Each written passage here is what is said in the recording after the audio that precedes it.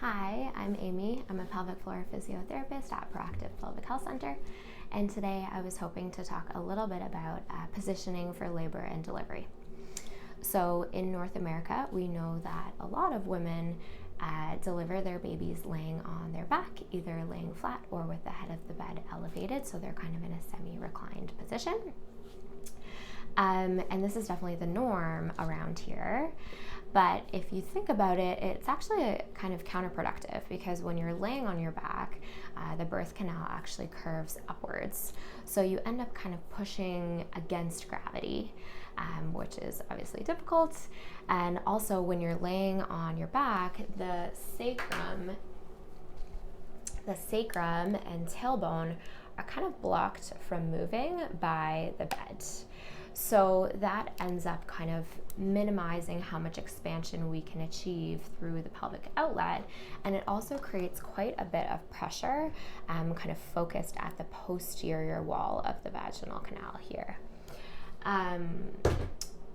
So the most recent guidelines that were developed by the Society of Obstetricians and Gynecologists of Canada actually say that women should be informed about the benefits of upright positioning for labor and delivery. And beyond that, they should be encouraged to really kind of assume whatever positions that is most comfortable for them during that time. So upright positioning really is just any position in which the body is upright, obviously.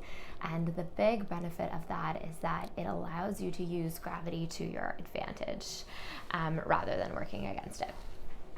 Another thing to consider is being in a position where the sacrum is free to move, so it's not blocked.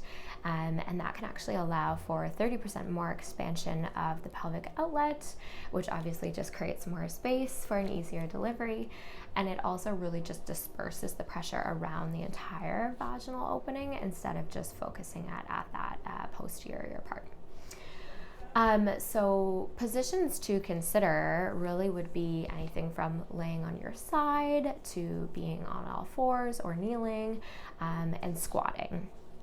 These are all positions that allow the sacrum to move quite a bit and also really just take advantage of that upright positioning and using gravity to your advantage.